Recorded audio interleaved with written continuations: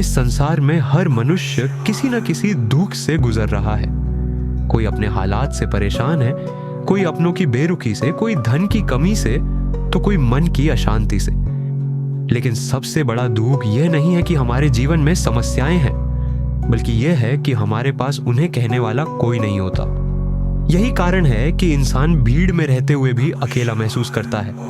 वह हंसता है, मुस्कुराता है, काम करता है, लेकिन अंदर ही अंदर टूटता चला जाता है। और जब मनुष्य टूट जाता है तब वह या तो गलत रास्ता चुनता है या फिर चुपचाप खुद को खत्म करने लगता है। ऐसे समय में भगवान शिव कहते हैं, जब संसार सुनना बंद कर दे तब शिवलिंग के सामने बैठ जाना। शिवलिंग कोई मूर्ति मात्र नहीं है, यह ऊर्जा का केंद्र है, उस चेतना का प्रतीक है और उस अवस्था का स्वरूप है जहां शब्दों से ज्यादा भावों की भाषा समझी जाती है। जब कोई मनुष्य शिवलिंग के सामने रोता है तो वह केवल रोता नहीं, वह अपने भीतर जमी गांठों को खोलता है। शास्त्रों में कहा गया है कि आंसू जब अहंकार से नहीं पीड़ा से बहते हैं तब वे सबसे शुद्ध जल बन जाते हैं, और वही जल शिव को सबसे अधिक प्रिय है। भगवान शिव इसलिए भोलेनाथ कहलाते हैं क्योंकि उन्हें दिखावा नहीं चाहिए। उन्हें न सोना चाहिए, न चांदी, न भव्य पूजा। उन्हें चाहिए तो बस एक सच्चा हृदय जो बिना डर, बिना झूठ उनके सामने अपने दुख रखते। भाइयों और बहनों, अगर आप भी भगवान शिव, जीवन के गूढ़ रहस्य और ऐसी कथाएं सुनना चाहते हैं जो सीधे दिल को छू जाए, तो अभी चैनल को सब्सक्राइब कर लीजिए, वीडियो को लाइक करें ताकि यह संदेश ज्यादा लोगों तक पहुंचे, और कमेंट में ओम नमः शिवाय जरूर लिखें, क्योंकि आपका एक शब्द भी ऊर्जा बनकर लौटता है। अब चलिए आपको ले चलता हूं एक ऐसी कथा में जो शायद आपकी ही कहानी हो। बहुत समय पहले की बात है, गंगा के किनारे बसा एक साधारण सा नगर था। उसी नगर में रहता था एक युवक, नाम था आरव। बाहर से देखने पर आरव बिल्कुल सामान्य लगता था, पढ़ा लिखा, मेहनती, शांत स्वभाव का। लेकिन उसके भीतर एक ऐसा तूफान था जिसे कोई नहीं देख पाता। आरव ने कम उम्र में ही बहुत कुछ खो दिया था। पिता की असमय मृत्यु, माँ की लंबी बीमारी, घर की जिम्मेदारियां और ऊपर से समाज की अपेक्षाएं। वह हर किसी के लिए मजबूत बना रहा, लेकिन खुद के लिए कभी नहीं। दिन भर वह लोगों के सामने मुस्कुराता, लेकिन रात को उसका तकिया उसके आंसुओं से भीग जाता। उसने दोस्तों से कहा, उन्होंने मजाक समझा। रिश्तेदारों से कहा, उन्होंने सलाह दी, लेकिन किसी ने भी उसके मन का बोझ नहीं उठाया। एक रात जब मन पूरी तरह टूट गया तो वह बिना किसी योजना के घर से निकल पड़ा। न मंदिर जाने की इच्छा थी, न पूजा करने का विचार। बस पैर अपने आप उसे शहर के पुराने शिव मंदिर तक ले गए। वह मंदिर सुनसान था, दिए की हल्की लौ जल रही थी। शिवलिंग शांति से खड़ा था, जैसे सदियों से किसी का इंतजार कर रहा हो। आरव वहीं फर्श पर बैठ गया। पहले वह चुप रहा, फिर उसकी आंखें भर आईं और फिर वह फूट फूट कर रो पड़ा। उसने कहा, हे शिव, अगर आप सच में हो तो आज मेरी सुन लो। मैं थक गया हूं, मैं मजबूत बनते बनते टूट गया हूं। उस रात न उसने मंत्र पढ़ा, न नियम निभाए। वह बस अपने मन की पूरी गंदगी शिव के सामने रखता चला गया। समय बीतता गया, आंसू बहते रहे और मन हल्का होता गया। कहा जाता है, जब कोई मनुष्य शिवलिंग के सामने रोता है तो वह रोना साधारण नहीं होता। उस क्षण मनुष्य का अहंकार टूटता है, और जहां अहंकार टूटता है वहीं से शिव का कार्य शुरू होता है। भगवान शिव ने बताया, जो मनुष्य शिवलिंग के सामने रोकर अपने दुख सुनाता है, उसके जीवन में धीरे धीरे क्या बदलता है। जब मनुष्य पहली बार शिवलिंग के सामने रोता है तब वह अपने दुख को बाहर निकालता है, लेकिन जब वह बार बार शिव के सामने बैठता है तब शिव उसके भीतर उतरने लगते हैं।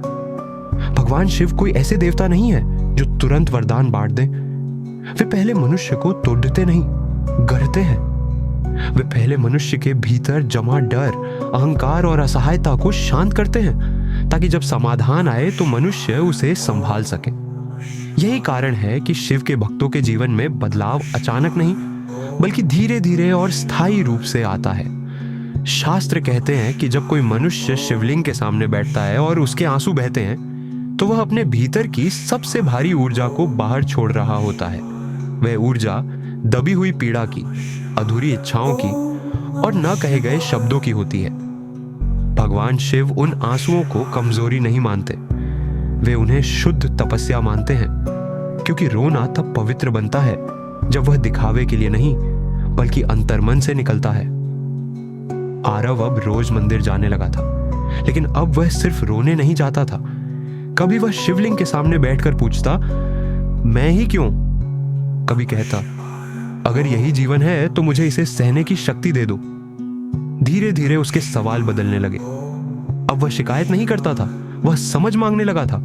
और यही वह मोड़ था जहां से शिव का कार्य शुरू हुआ। एक रात ध्यान में बैठे बैठे आरव को ऐसा लगा मानो किसी ने भीतर से कहा हो, वत्स, दुख इसलिए नहीं आते कि तुम कमजोर हो, दुख इसलिए आते हैं क्योंकि तुम्हें मजबूत बनना है। उस क्षण आरव समझ गया, शिव उसे बचाने नहीं आए हैं, शिव उसे तैयार करने आए हैं। जीवन में दिखने वाले बदलाव, धीरे लेकिन सच्चे। अब आरव वही समस्याएं झेल रहा था, लेकिन उसकी प्रतिक्रिया बदल चुकी थी। पहले जो बातें उसे तोड़ देती थीं, अब वही बातें उसे सोचने पर मजबूर करती थीं। पहले जो असफलताएं उसे रोक देती थीं, अब वही असफलताएं उसे सिखाने लगी थी। यह बदलाव बाहर से दिखाई नहीं देता, लेकिन भीतर एक नया मनुष्य जन्म ले चुका था। भगवान शिव कहते हैं, जो मेरे सामने रो सकता है वह संसार के सामने झुकता नहीं, क्योंकि जिसने अपने आंसू स्वीकार कर लिए वह अपने डर को भी स्वीकार कर लेता है, और जो डर को स्वीकार कर लेता है वह उससे हारता नहीं। कुछ महीनों बाद आरव को एक छोटा सा अवसर मिला। कोई बड़ी नौकरी नहीं, कोई चमत्कार नहीं, लेकिन इस बार वह डर कर पीछे नहीं हटा।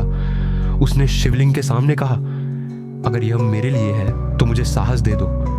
और शिव ने उसे साहस दिया, परिणाम नहीं। पर साहस मिलने के बाद परिणाम अपने आप आने लगे। समय के साथ आरव का जीवन बदल गया। समस्याएं पूरी तरह खत्म नहीं हुई, लेकिन अब वे उसे डराती नहीं थी। जिस शिवलिंग के सामने वह कभी टूट टूट कर रोया था, उसी शिवलिंग के सामने एक दिन वह शांत मन से खड़ा था। न आंखों में आंसू थे, न हृदय में शिकायत। उसने धीमे स्वर में कहा, हे महादेव, आज मैं रोने नहीं, धन्यवाद देने आया हूं। उसी क्षण उसे समझ आया कि शिव ने उसके हालात नहीं बदले, बल्कि उसे इतना मजबूत बना दिया कि हालात उसे तोड़ न सके। आरव जान गया कि जो मनुष्य शिवलिंग के सामने रोकर अपने दुख कह देता है, उसका बोझ हल्का हो जाता है, उसका मन स्थिर हो जाता है और भीतर एक अद्भुत शांति जन्म लेती है। शिव दुख तुरंत नहीं हरते, वे मनुष्य को दुख से बड़ा बना देते हैं। और जब भीतर शांति आ जाती है तो जीवन अपने आप सही दिशा में चलने लगता है।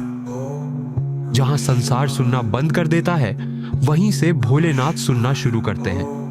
ओम नमः शिवाय।